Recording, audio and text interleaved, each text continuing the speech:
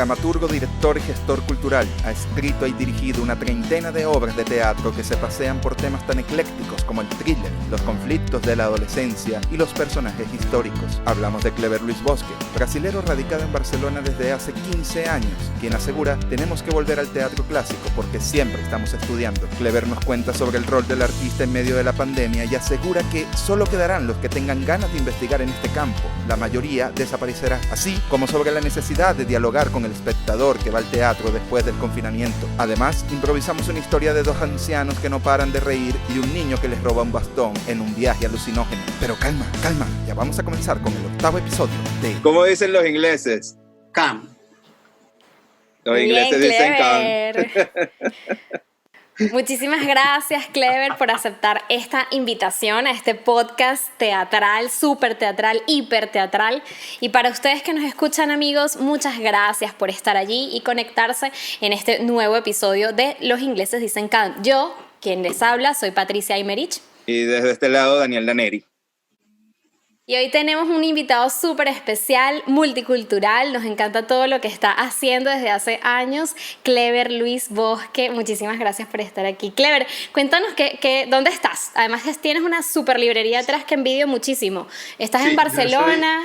Estou em Barcelona. Estou num pueblo, Vila Nova da Geltrú, que está a 40 quilômetros de Barcelona. São 30 minutos de trem daqui a Barcelona. ¿Cómo has vivido estos meses, 3 meses de confinamiento? Ya por fin España sale del estado de alarma. ¿Cómo has llevado este confinamiento? ¿Lo has seguido al pie de la letra? ¿Has escrito algo? Cuéntanos. Bueno, yo día 12 de marzo yo he sentido un poco de dolor de cabeza, conjuntivitis y náuseas, y 2 días después, el día siguiente fui a hacer la analítica, a PCA de la nariz y de la boca, sí. Y 2 días después, día 16, me salió positivo. Wow. Justo un día después del confinamiento salí positivo, y o teste primeiro mío fue muy leve, ¿no? Vamos dizer em catalão, suave. Sí. E he estado a risca, bem assim, ao pé da letra, assim, em casa.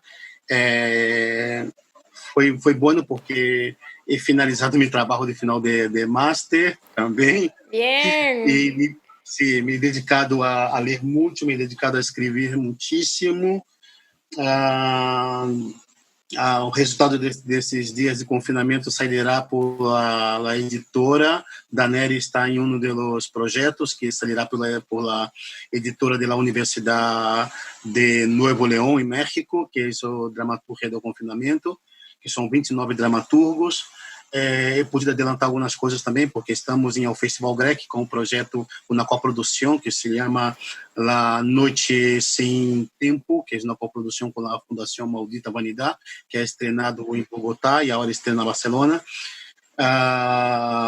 E deste trabalho também é derivado o trabalho de dramaturgia, que nós outros começamos dia 12 de julho.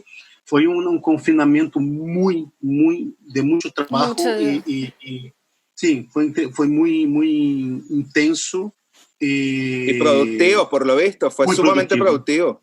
Muy productivo. Sí. Yo creo que la pandemia y bueno, esta cuarentena ha sido bastante productiva para muchos de los que hacemos teatro y de los que hacemos arte en general. Realmente nos ha dado tiempos para poner las ideas en orden o para finiquitar proyectos que ya están puestos sobre la mesa y que no habíamos tenido tiempo de elaborar. A mí me causa mucha intriga, Cleber, ¿cómo fue tu tránsito de Brasil a Barcelona? ¿Cuánto tiempo tienes en Barcelona? ¿Cómo ha sido todo tu recorrido? Cuéntanos un poco cómo fue ese viaje. Sí, además muy reconocido, porque has nombrado unos proyectos que son sumamente importantes, tanto para Barcelona como para Iberoamérica. Yo he tenido la suerte que he llegado en un momento muy bueno a Barcelona. Em Brasil, em São Paulo especificamente, onde estava trabalhando com teatro, houve um câmbio de governo e começamos a perder muitas propostas, muitos projetos. Me pareja daqui, meu companheiro. E quando cheguei a Barcelona, tinha muito claro, aunque tinha uma carreira como dramaturgo, como diretor, venía del teatro de la Universidad de São Paulo también. ¿En qué año te vienes a Barcelona? 84, 85. 85 ya empieza ese curso, pero 84... En el 84 nací yo. No, perdona, 2004. Ah, yo, cónchale, no. En 1984 yo, caramba. No. Ahora nos cuentas qué pasó en el 84, que se te ha venido esta fecha pues sí. a la mente. El 84, no, yo tenía 14 años en el 84. Qué locura. No, y aqui em Barcelona, a primeira coisa que pensei foi primeiro frequentar os cursos de normalização linguística de catalã, porque é importantíssimo aqui. O catalã é uma língua, um idioma muito presente a nível institucional, nas calles, nas casas.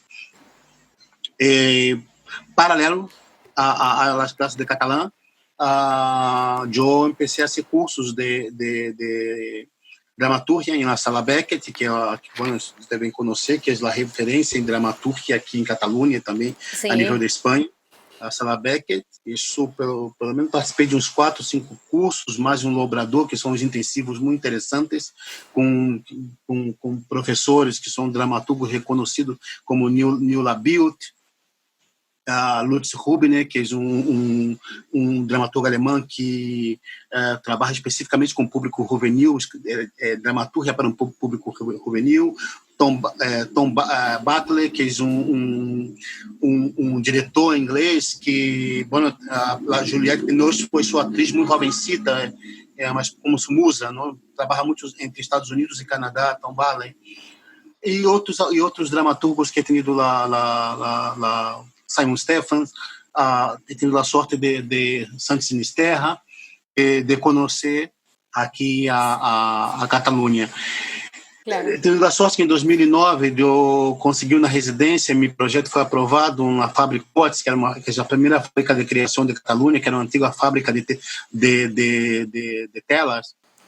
Bueno, a ver, Clever, nos estabas contando tu historia, tu llegada a Barcelona, y además me encanta lo que cuentas porque estás contándolo de una manera tan sencilla, pero no es del todo sencilla, ¿no? O sea, llegar allí cuesta un montón, además, claro. En Barcelona, una ciudad tan cosmopolita, con un teatro tan diverso, tan, bueno, fascinante, lleno de sus matices con las diferentes nacionalidades integrándose allí, pero además es que tú eres impulsor, un generador de proyectos, coordinador de los proyectos de NEIMAS, por ejemplo, de la nueva dramaturgia iberoamericana en red, en el Teatro Tantarantana de Barcelona, como muchos otros proyectos que estás llevando a cabo. O sea, me llama la atención cómo llegar hasta allí donde tú estás, y se puede decir que existe una dramaturgia o un teatro iberoamericano, porque, ¿no? Con esta conexión que estás haciendo con Barcelona.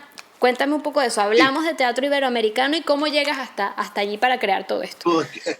No momento da crise econômica, bueno, aqui já se conhecia o teatro argentino, se conhece muito o teatro argentino, e aqui Javier Daut foi diretor de 2 teatros, um deles Villarruel. E no momento da crise econômica, podemos dizer que o único diretor que conseguia atrair muito público é o Veronese. Veronese, que é um diretor argentino. Veronese. Sim. Em Argentina estava ocorrendo o Panorama Sul, em Argentina. E eu já havia lido alguma coisa de Gustavo Ott, Vladimir Vera ha estado por aqui. Em Chile, venezolanos ambos. Se começavam a articular Interdram, que é um coletivo de criadores, de autores. Em México, a dramaturgiamericana.com estava muito pulsante, trabalhando muito. De dramaturgia americana derivou encontro muito interessante que se chama, muito potente, que se chama Transdrama, de la Silvia Ortega. Sí, você observa que Latinoamérica estava, bueno, as coisas estavam como uma maquinária muito potente. Não só o teatro latino-americano não estava restrito à produção argentina, não de Buenos Aires, que havia uma produção muito potente em todas as capitais. E minha ideia era como conseguir chegar a essas pessoas, mas não somente chegar, conseguir dar visibilidade. E começamos pelas redes sociais. A melhor maneira de começar foi pelas redes sociais. Já se podia ser o streaming, já funcionava o YouTube. Era fácil trabalhar com Skype, porque podíamos organizar reuniões de muitas horas. E a primeira ideia foi ser um recorrido por alguns países e recorrer algumas obras de teatro. E uma coisa interessante era tentar não cair em los clichês de buscar os autores de moda, os já reconhecidos, claro. E sim autores que chamam de emergente, que tinha que estava provocando bastante a cena em cada país, não tinha trabalho com muita relevância, dentro de cada país. E a primeira mostra, organizamos 4 textos, porque o tema da prudência, que a gente é um pouco mais cerrada, então custa um pouco aproximar. Mas tivemos a sorte de, na primeira mostra, com 4 obras, já veio público, muita gente de teatro, muitos atores se apontaram a participar das leituras escenificadas, que foi uma proposta muito interessante, que era o pré-montagem, não? Que pensávamos, é uma coisa muito comum dentro das universidades, não? As leituras escenificadas.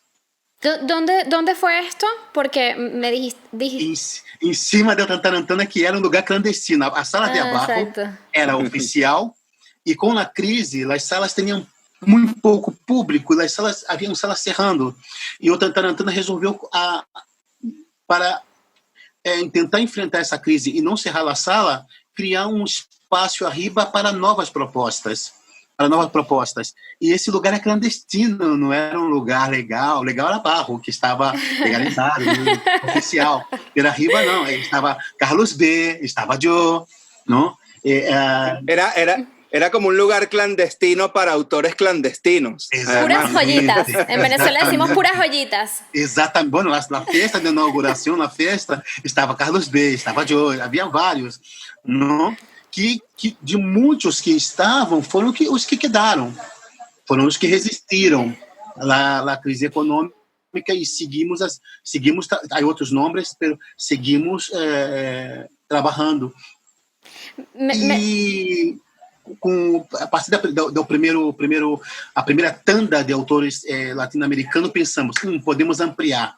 De 4 ampliamos para 8. Claro. Y lo primero que montaste no fue de Brasil, no fue un autor brasilero, ¿no? Además. No, primero para mí era Colombia, Argentina, Venezuela, participó Gustavo Ott, México e Brasil depois. O primeiro ano para mim era interessante dar visibilidade aos países que não foram Argentina, porque a Argentina já tinha um trabalho reconhecido, pero colocar 4 países que não Sí, que no se sonaban tanto. Mira, yo ahora le voy a dar la pregunta a Daniel, porque las he hecho yo todas al principio, pero es que me llama la atención lo que cuentas, porque a mí Barcelona siempre me ha parecido una ciudad muy multicultural, donde se puede ver teatro de todo tipo, aun y cuando existe la gente que dice, bueno, está el teatro catalán y no se entiende, entonces la gente no va, pero en realidad tú puedes encontrar teatro de muchos lugares, de muchos creadores, de muchos sitios, algo que quizás pudiera ser que ahora se está empezando a ver en Madrid. O sea, hace 2 años cuando yo llegué a Madrid, pues todo lo que se ve es teatro argentino, hablando ya de ese teatro, de teatro de afuera, ¿no? Con algunas excepciones, Uruguay también, hay creadores uruguayos, pero esto que tú comentas, esta variedad tan amplia, no se está viendo tanto en Madrid, y además que hayas comenzado con esa difusión en redes sociales, como me parece tan avanzado lo que cuentas. Sí, era dois problemas, não? O teatro está sempre em crise, então dinheiro não havia para fazer viagens, não? Recordo que a dramaturga Fernanda Del Monte, que foi a primeira também, a Fernanda participou logo em o primeiro. A Fernanda disse uma coisa que quando o seu texto participou da leitura e significado, as atrizes viram por Skype, porque nós transmitíamos por Skype, aún não havia essa transmissão por streaming de Facebook. Então transmitíamos por Skype diretamente. Então os dramaturgos podiam ver desde seu país, com uma câmera, iba acompanhando dentro, porque é um espaço não convencional, e se podia ver bem na interpretação. E as atrizes quedaram zelosas da obra. E a Fernanda comentou: o dia que podemos enviar atrizes para o Burofax e vosotras viajam a Barcelona, não? Porque não há dinheiro. Então, esse jogo de enviar as atrizes para o Burofax, não? O teatro aqui o teatro da Catalunha, saindo um pouco dos festivais, é um teatro quase que exclusivamente em catalão. Há uma política de normalização linguística por Los Holanes, e se pode ver os espetáculos assim, talvez um espetáculo de Madrid, espetáculos de fora, em momentos específicos de festivais. Durante o ano, não. Durante o ano é muito difícil ver espetáculos que não sejam espetáculos catalanes, em catalão. É muito difícil. Então, aqui juntou duas coisas. Aqui juntou uma necessidade de novas propostas, a juntar essa necessidade de nova proposta, e uma crise econômica. Claro. E o interessante foi que se criou essa a partir de nosso projeto, existe um interesse em Latinoamérica. Hoje, por exemplo, existe um circuito aqui em Barcelona conectado com um circuito de salas de Chile, de México e de Argentina. Há 9 anos atrás, eu recordo que quando fui levar o projeto em algumas salas, a gente não dava nenhuma importância, tipo, não é espaço, não sei o quê. E com o tempo viram que Latinoamérica, por exemplo, eu descobri um texto, um autor boliviano, que, quando se habla de Bolívia, se habla de algo folclórico. E em França encontro 2 grandes autores bolivianos que têm muito êxito em França, que é Diego Aramburu e Eduardo Cala. Claro. Em França.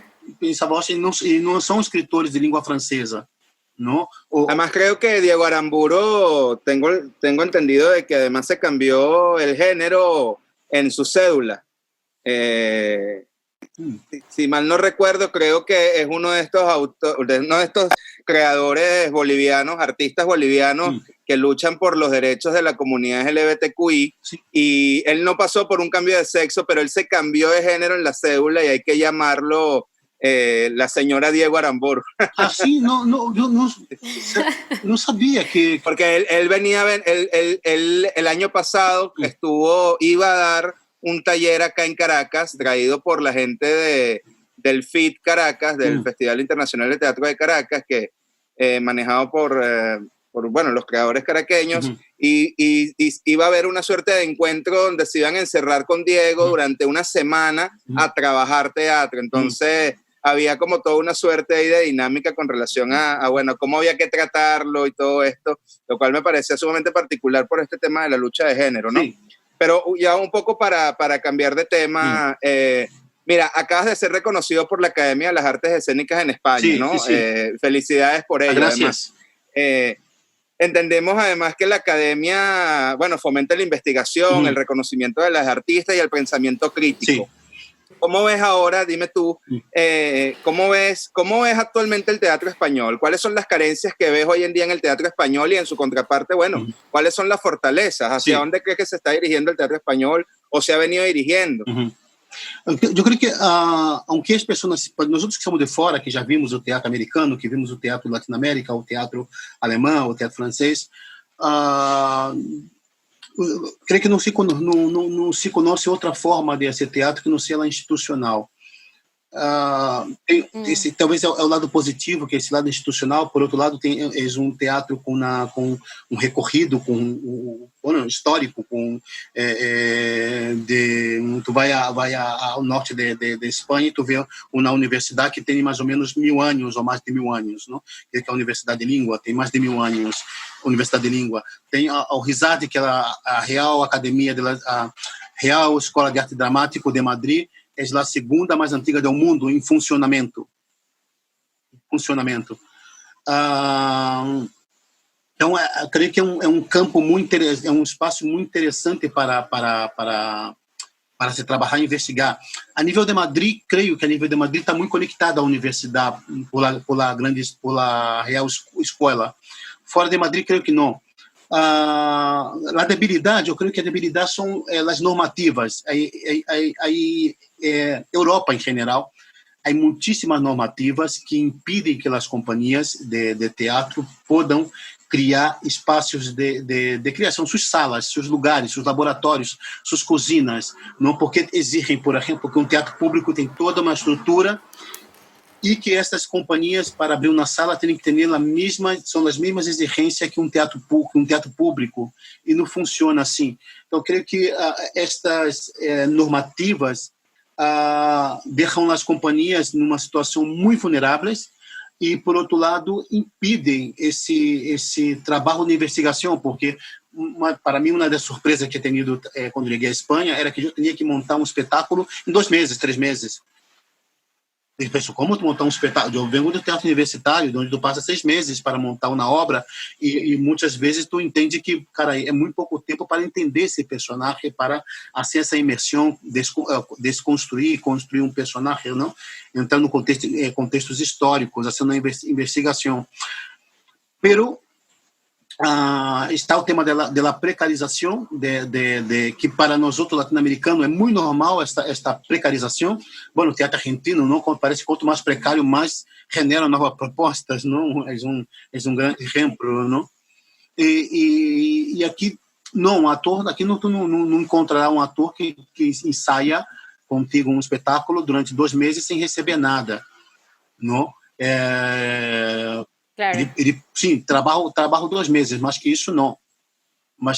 Então, isso é muito difícil tu desenvolver um projeto para dentro do âmbito da investigação, e um projeto que tu tem muito claro que esse ator está desenvolvendo um trabalho muito bom, não podia dizer de puta madre, pero no. Puedes decirlo. Sí, pero tem eu creio que estas normativas é a parte mais débil, porque nos deixa como companhias vulneráveis e não nos deixa um campo, criar espaço para a investigação.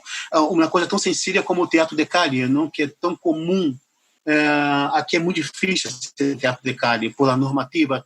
Não, porque molesta o ruído, ou porque não sei o quê. Essa parte mais creio que mais negativa.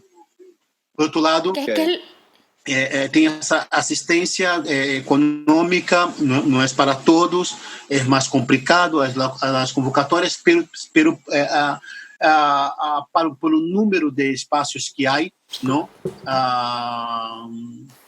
Eu penso que consegui cobrir um pouco, pero penso que deveriam buscar um pouco da referência de Latinoamérica, especificamente de Argentina, não? De aquelas companhias poderem generar seu próprio espaço e sua linha de investigação. Sí, y eso que además el teatro aquí es sumamente importante, o sea, no es una disciplina que ha sido dejada a un lado de alguna forma, es una disciplina que aquí importa un montón por la historia, al menos ya hablando de España, la historia teatral que tiene, pues han creado todo un estilo teatral, y sin embargo sucede esto. ¿Qué es lo que, para ti, qué tipo de teatro es el que se está creando actualmente? ¿Cómo, si pudieras definir el tipo de teatro que estamos haciendo en la actualidad los creadores? ¿Qué corresponde a esta generación teatral? ¿Qué características corresponden? ¿Qué tipo de teatro estamos buscando en este momento que se asemejan tanto lo que está pasando en América Latina como lo que está pasando en España? ¿Cuáles son nuestras necesidades? Tú que lo estás viviendo, pero bueno, en carne propia. Quiero unir además a esa pregunta que te está haciendo Patricia como un apartado con relación también hacia dónde crees tú que podría dirigir esta pandemia también la dramaturga teatral española. Yo creo que es una cosa que se puede correlacionar de alguna forma. Sí. Yo creo que como modelo argentino de teatro, nosotros en dezembro tuvimos aquí una charla, Marcelo Nassi, que es de Andamio, Escola de Teatro, de Timbre 4, y la Paula Hansenberg também, que é de Timbre 4, professora da Escola Andamio. Todos nós outros, os três, era curioso, porque os três estavam indo por 50 anos e todos teníamos mais de 30 anos de teatro. Não?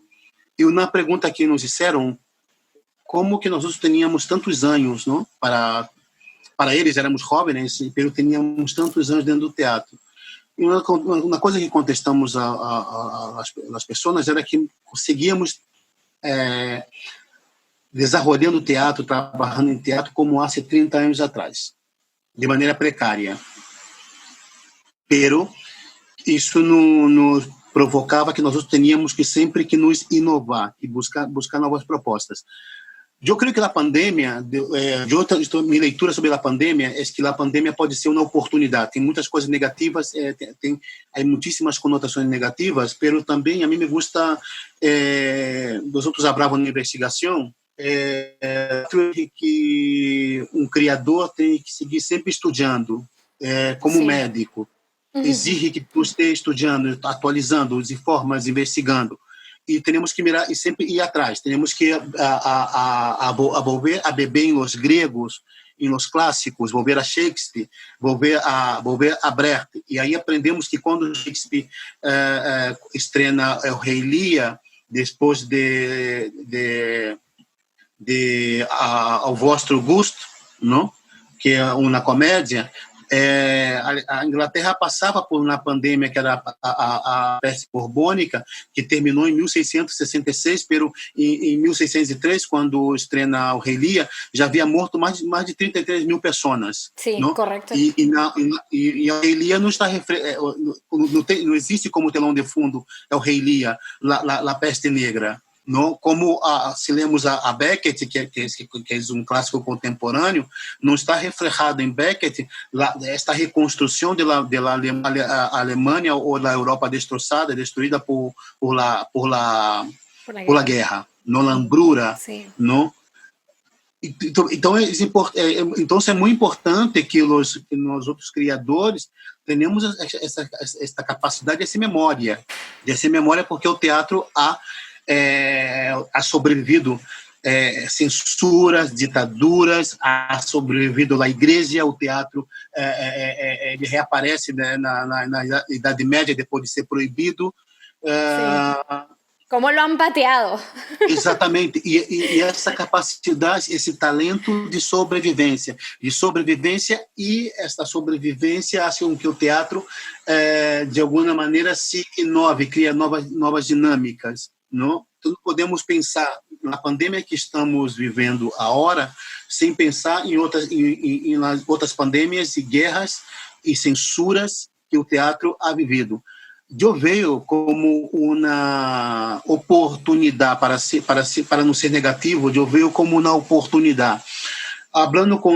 Charlando outro dia com a Cíntia Edu, que é do Panorama Sul, a fundadora do Panorama Sul, estou completamente de acordo com ela, que dizíamos que seguramente, como passou em todas as crises, sobreviverão os que trabalham na cozinha do teatro, que somos nós outros, que são os que vivemos de maneira precária, os que temos sempre que inovar e renovar, não para ganhar dinheiro, e sim para se manter dentro do teatro, para se manter, ter essa...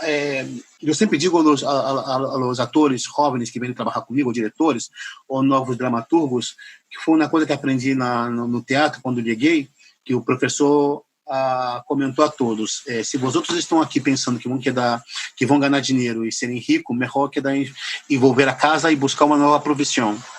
Isso, quer dizer, ou te estimula ou te desestimula, não? Sim.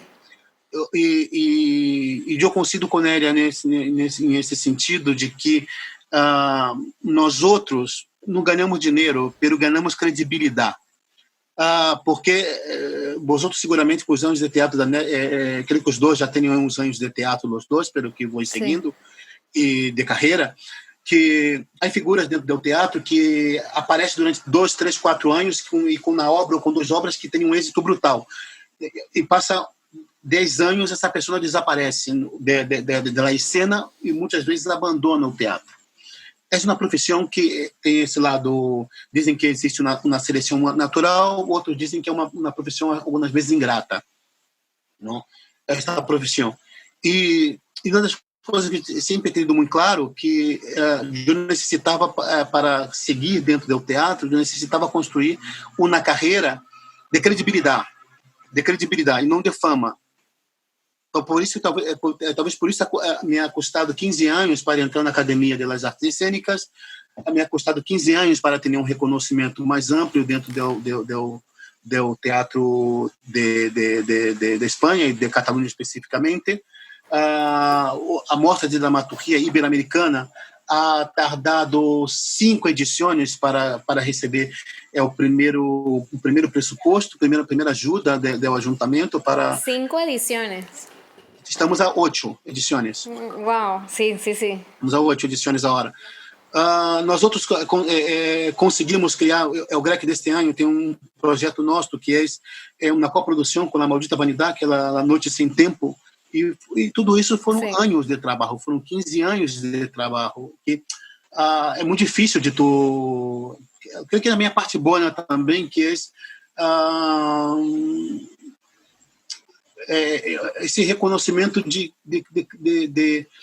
credibilidade.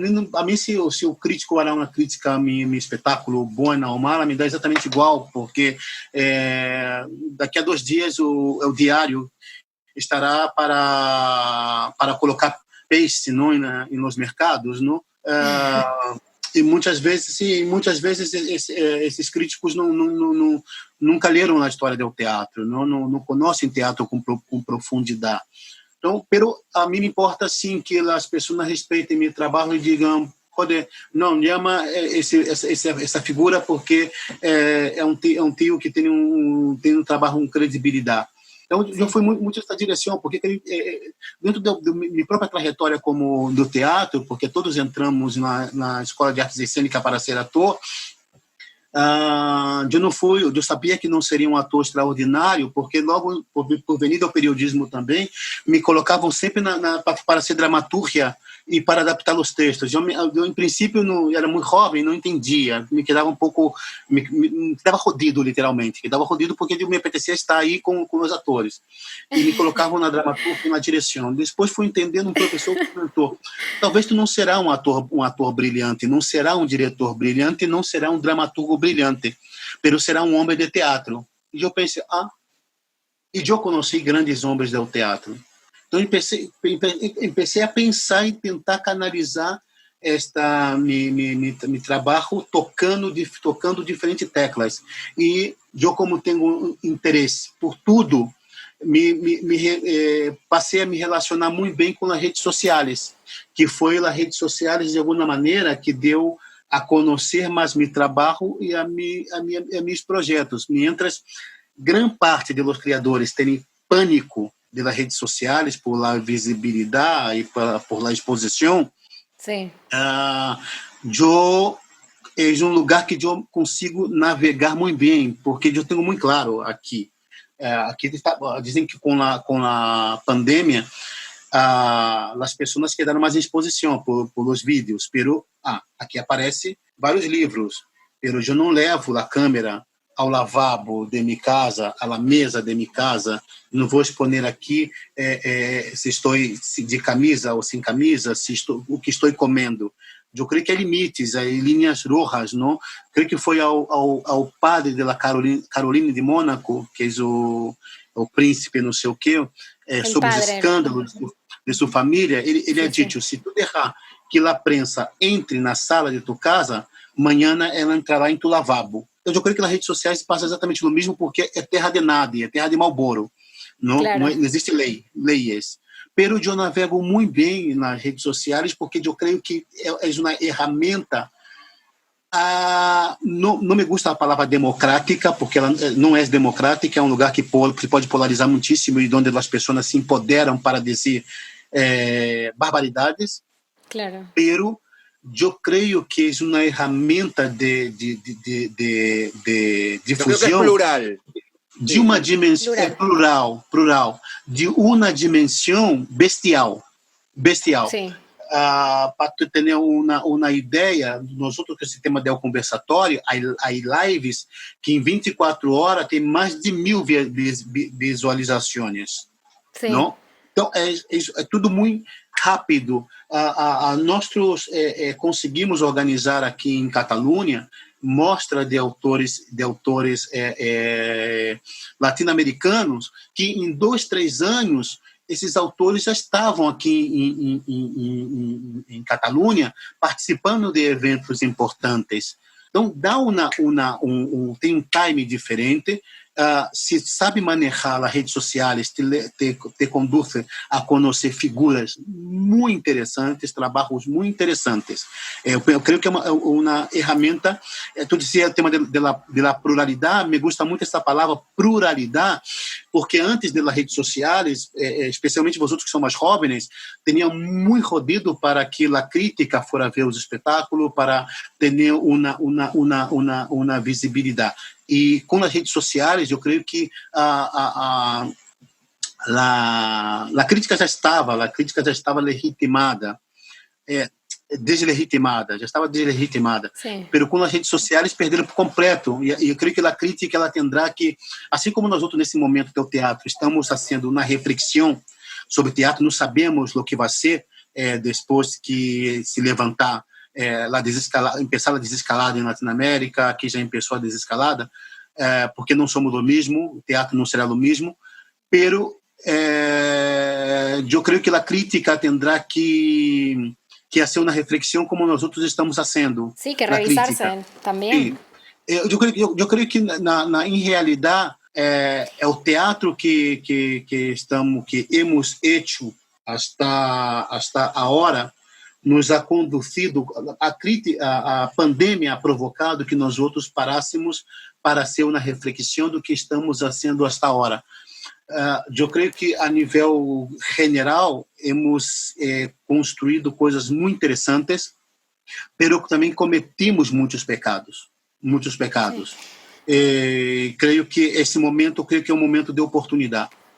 Hay algo, Clever, en lo que estabas comentando que me encantó lo que dijiste, ¿no? Porque vemos esto como una gran herramienta y una gran oportunidad, pero también comentas que no la digitalización del teatro no es del todo democrática, no es 100% democrática y tampoco es 100% que no tiene límites, ¿no? Sino que hay que tener ciertos límites y eso me lleva a pensar en cómo también el creador, el artista, tiene que tener una cierta responsabilidad, así como lo tienes en el escenario. Ahora creo que se está viendo mucho más una responsabilidad tanto para el público que te espera, que te escucha y que está allí para ti, como con respecto a cualquiera que le llegue esa información, porque es que ahora está todo libre en internet, ¿no? Con entradas o sin entradas igual estamos todos poniéndolo allí. Entonces también me lleva como un poco a pensar en esa responsabilidad ciudadana que tenemos todos los artistas y que ahora tenemos la posibilidad de conectar y entender con esos mensajes que están en los diferentes lugares y que hay que escuchar. Eu creio que sim, eu creio que tem que. Eu penso que é interessante que tu está colocando. Tem uma coisa que eu queria colocar uma coisa antes, que esse debate sobre o que estão fazendo nas redes sociais, se é teatro, se não é teatro, a mim me gusta de chamar de significação, porque nós outros estamos em épocas ou era de Netflix, que são grandes produções cinematográficas que está sendo muita sombra e muito dano a Hollywood. Não podemos competir com isso. Vemos atores significados pelas redes sociais e sinto que algumas vezes esse trabalho se perde porque não é na produção, é na câmera. Eu tenho uma câmera aqui aqui em estúdio, pero não há nenhuma produção. Eu não posso competir com Netflix. Então, por isso que olhamos isso de escenificação. E temos que ter muito cuidado, porque estamos vendo diretores, atores muito profissionais e com trabalho dentro do teatro, com grande importância, que quando chega nas redes sociais, esses trabalhos se perdem. Por exemplo, tu passa na ópera, que já está gravada com 200 câmeras, por YouTube, tu vê um show importante, como a última versão de Jesus Cristo Superstar na Broadway, que é um grande espetáculo, e funciona em YouTube porque é uma mega produção, não? Em um espaço não convencional.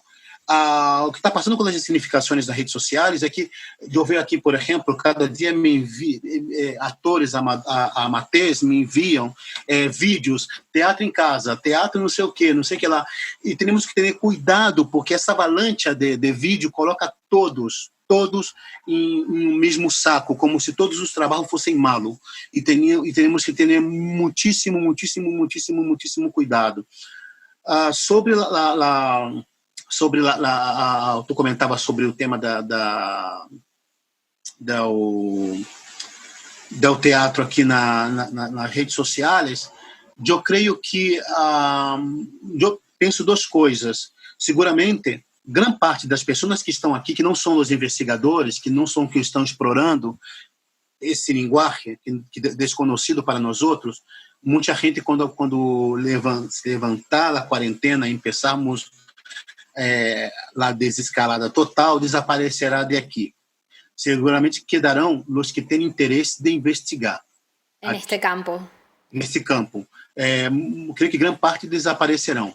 Agora, o que creio é que nós outros, nessa reflexão que eu me referia antes, é que temos que pensar de que maneira vamos enamorar, vamos emocionar e vamos tocar e dialogar, primeiro diálogo, não? Dialogar com esses espectadores que vendrão ao teatro depois da pandemia, depois do confinamento. Eu creio que vamos, mais ou menos, não teremos resposta, que é muito boa também, porque o teatro não está para dar respostas, pero nos deixa muitíssimas reflexões. Não sei se é contestado, assim, complicado. Mira, sí. Clever, posiblemente no, obviamente que el teatro no puede competir con plataformas tan grandes industriales como Netflix, pero sí Netflix, pero hay algo que decía Carlos B que me parecía muy propicio, que es que ese tipo de plataformas sí adaptan las cosas del teatro para sí mismos, ¿no? Bueno, podemos ver el caso, por ejemplo, de David de Sola, que es un gran dramaturgo, maravilloso dramaturgo, además, que, oye, tuvo la fortuna de ser guionista de una de las películas, bueno, más top 10 que ha tenido en el año Netflix, ¿no? Como es la plataforma.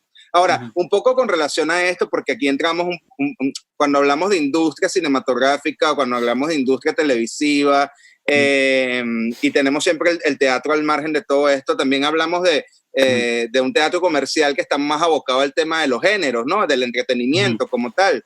Y eso me hace pensar un poco en tu trabajo como dramaturgo. Tú en tu trabajo como dramaturgo te paseas por el thriller en una obra como 9 milímetros, o te paseas por los excesos de la juventud en una obra como Park, o incluso te agarras de personajes históricos para construir una obra como Obispo. ¿Cuáles son los temas, cuáles son los géneros, cuáles son los personajes que a ti como dramaturgo más te apasionan?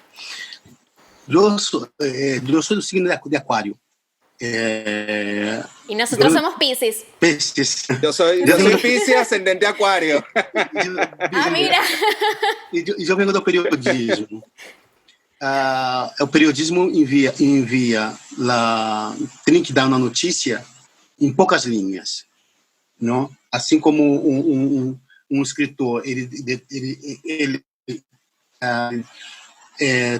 passa conta um capítulo em 10 páginas, periodista muitas vezes conta em uma página. Eu venho desta escola. Yo sinceramente, yo me recuerdo, yo soy hijo de la generación que vivió a juventud en los 60. Yo cuando veía las películas francesas de culto, con excepción com exceção caray. Jean-Luc Godard, ¿no? ¿Ah? Jean-Luc Godard, François Truffaut, Godard, Eric Jean-Luc Rohmer. Godard, exato. Okay. Com exceção de Jean-Luc Godard, ou os italianos também, muitas aquelas películas que passavam 1 hora em uma parede para ligar uma ventana me aborria muitíssimo. E eu creio que esse tipo de trabalho... Sabe aquela... não sei se vocês pilharam esse momento na universidade que tem a classe de História del Arte, que põe as imagens de Michelangelo, tudo isso. É diferente, íamos fumado para a classe, íamos fumado de porro hasta o culo na classe de História del Arte e viajávamos nas pinturas de Michelangelo. Diferente.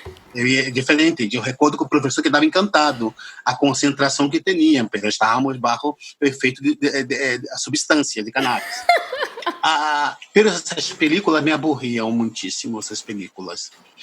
Eu, quando me tornei assíduo em teatro, e pensei também em teatro muito jovem, eu observava que havia momentos que o público, as cenas que eram tão lentas, que às vezes essa lentitude desconcentrava o público.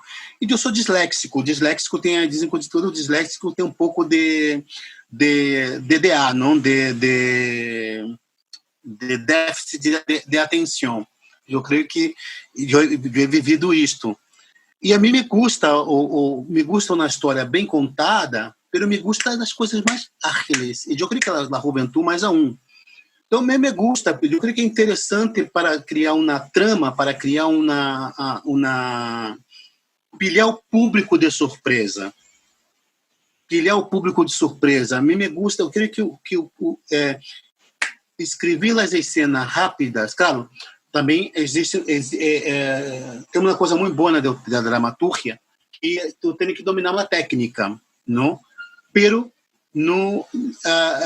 tu não pode se limitar a dominar uma técnica. É necessário que tu saiba contar uma boa história. E todos, eu não sou uma pessoa politicamente correta e tudo me chama a atenção.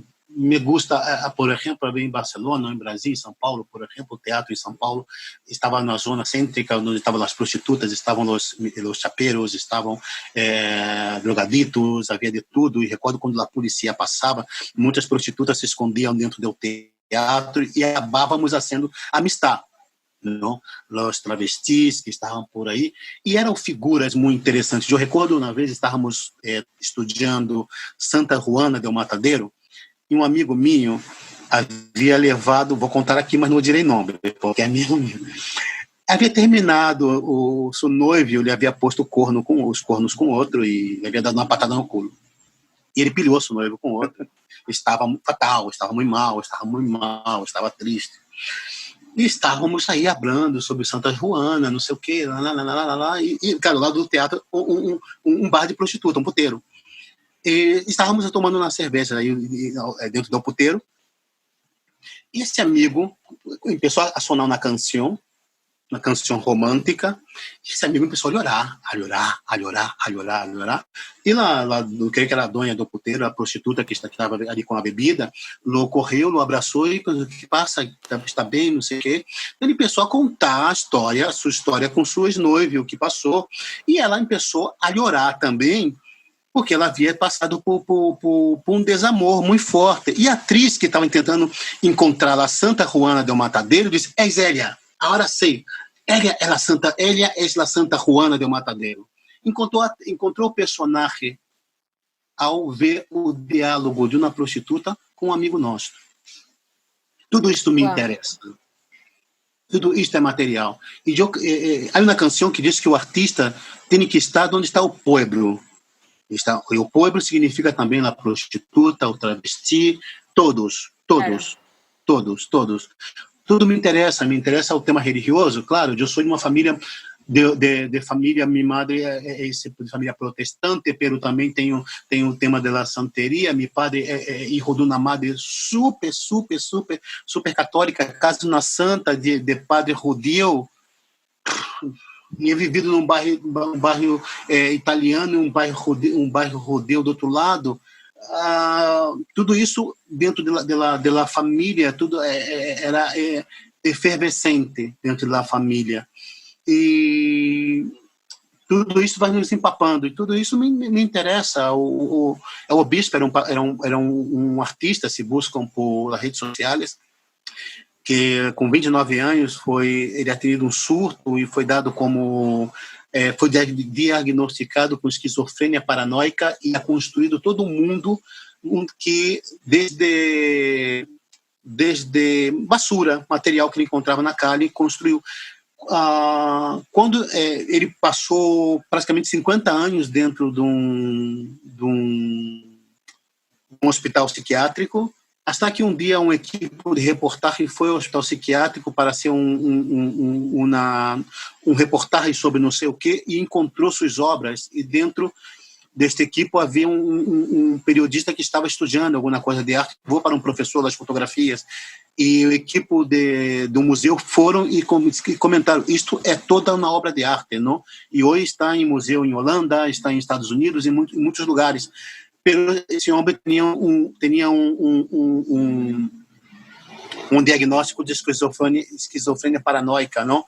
E o tema da juventude, eu sempre tenho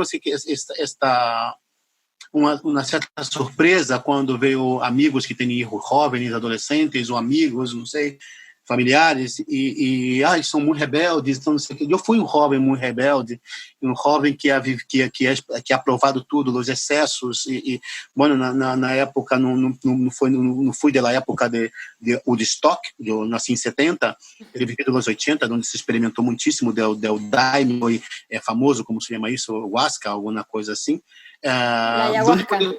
Sim, onde provamos, tinha 16, 15, 16 anos e tínhamos uns viagens impressionantes e me hace questionar tudo isso. Talvez todos esses experimentos me conduziram onde estou. Sempre tenho esta curiosidade. Eu creio que de alguma maneira minhas obras reflejam um pouco isso. Reflejam... eu tenho um bom diálogo com os adolescentes, porque quando penso bem um adolescente, eu penso, eu fui assim, talvez pior, não? E cria uma empatia, não? Uma aproximação, não? Oxígeno, não? Que é uma obra de eu levo uns anos tonteando depois de ler as biografias e os livros de Rimbaud e Verlaine, que me queria muito enamorado de Verlaine, porque sempre hablam de Rimbaud, e para mim Paul Verlaine é muito mais interessante que Rimbaud. E estou lendo autores de sua geração e algumas vezes vou tentando explorar uma poética mais não digo barroca, mas mais clássica. E foi de onde saiu o Oxígeno, que tu comentava, não? Um dos textos que tu comentava, Oxígeno, onde é um texto com linguagem poética, onde um grupo de atores jovens viram um texto que eu pensava, nadie vai montar essa obra, porque é um viagem, não? E afinal, sim, uma temporada incrível, de miércoles a domingo, com a sala llena, e eu creia que não, eu creio que a obra se comunica, o teatro se comunica. Claro. Bueno, Clever, hemos llegado ya casi al final. Quedamos por jugar. Estás invitado a jugar con nosotros en este momento. A ver cómo está tu agilidad mental. Sí, y con ese abreboca de personajes y de historias que nos has contado ahora, pues seguro que sale algo muy bueno. Bueno, la dinámica es muy sencilla. 3 rondas para construir una historia. Hoy Patricia lanza la premisa, yo la continúo. Tú sigues con ella y lo hacemos por 3 rondas y vamos a ver qué ocurre. Y el final es tuyo, Clever, recuérdalo, a la tercera. Ok. Seguro ya lo estás pensando. Okay. Vale. Muy bien. Bueno, a ver qué tal nos va con esto. Empiezo. 2 ancianos, muy, muy ancianos, caminan por el pueblo bajo un sol incandescente. Se queman las canas y se ríen de todo. Se ríen, se ríen, se ríen, se ríen. Nadie los mira, nadie los ve. Parece que van borrachos, pero en realidad a ambos les han dado una gran noticia. Se ríen, se ríen, se ríen y sin parar de reír deciden sentarse en el primer bar, en el único bar, bajo la única sombra del único árbol. E observam niño que está jugando em uma núria. A núria sube y baja.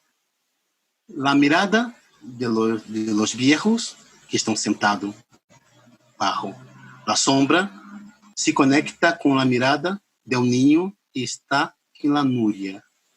Los ojos de los viejos son más cansados, pero son vitales.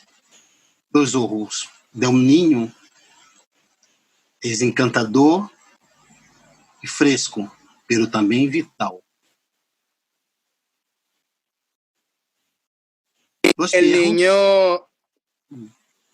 El niño se acerca, el niño que está en la distancia, que observa a estos dos ancianos bajo la sombra del árbol riéndose, que no paran de reír y no dejan de reír, y ahora mucho más que están bajo la sombra de un árbol, que es también un bar.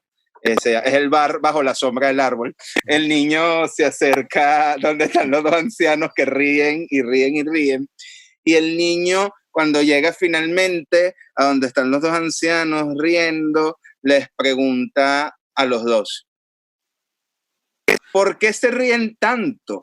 No hay nada de qué reírse, ¿de qué se ríen tanto? Y uno de los ancianos, que no para de reír, observa al niño y le dice: ¿y por qué no reírme? Yo me puedo reír de lo que yo quiera. Y el niño le dice: no, tú no te puedes reír de lo que tú quieras. Para reírse hay que tener justificaciones. El niño le quita un bastón a uno de los ancianos y el anciano se sorprende, deja de reír por un minuto y el otro anciano que lo acompaña se empieza a reír aún más fuerte a carcajadas de su amigo anciano porque el niño le acaban de robar un bastón. Luego é o anciano que... Sí. Logo, Bueno, sigue.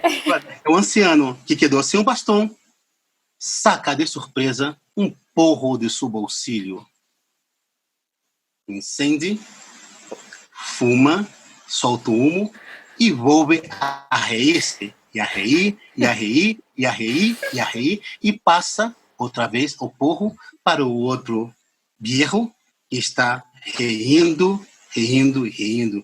E o ninho queda completamente surpreso. El niño, ante la sorpresa de que los viejos siguen riéndose y no le explican qué pasa, pues coge el bastón y lo tira hacia la calle y sale el bastón rodando hacia el final de la calle.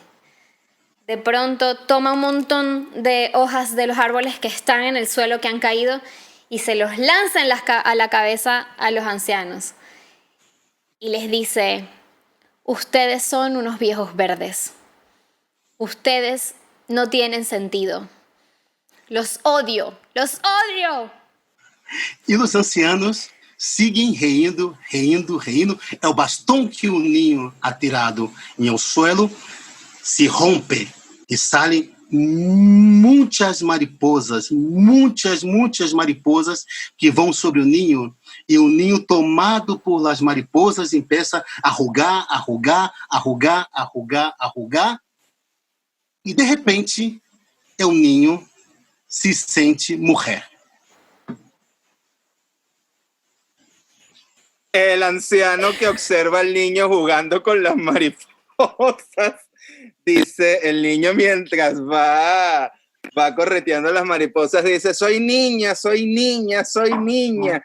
Y el anciano que le habían robado el bastón se acerca hasta donde está el niño revoloteando con las mariposas y observa que el niño empieza a elevarse junto con las mariposas como si fuese Peter Pan.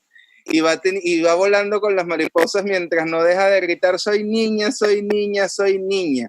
El anciano que lo observa desde abajo, sorprendido, de repente escucha a sus espaldas la risa del compañero que no deja de reír y que lo toca por uno de los hombros y le dice: ¿quieres un poco de este porro?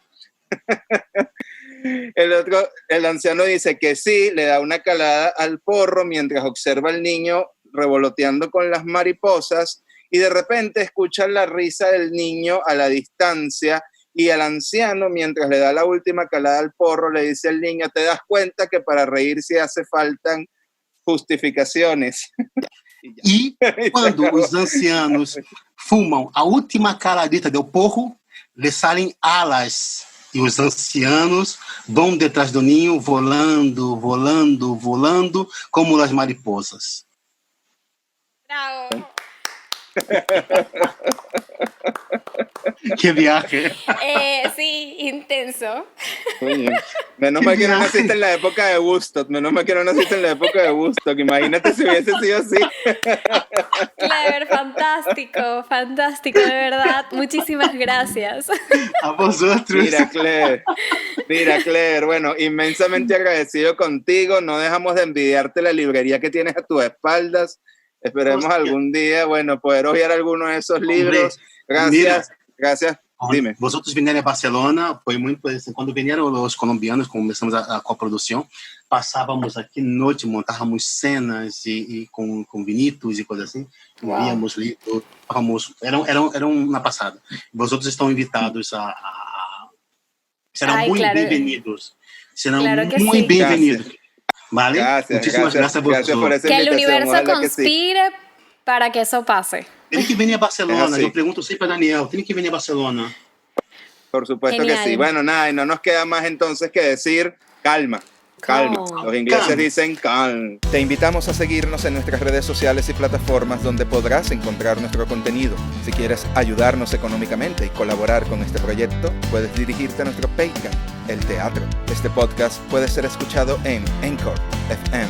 Revisa nuestra página web, elteatro.com, y actualízate en todo lo concerniente a la movida teatral en el mundo. Si te ha gustado nuestro contenido, no olvides suscribirte y darle a la campanita para recibir las notificaciones de nuevos capítulos, así como dejarnos un like y tus comentarios en el foro de discusión. Este podcast llega a ustedes gracias a elteatro.com y la agrupación teatral Esquena. Y ya saben, antes de hacer teatro, debemos pensar teatro. Hasta la próxima.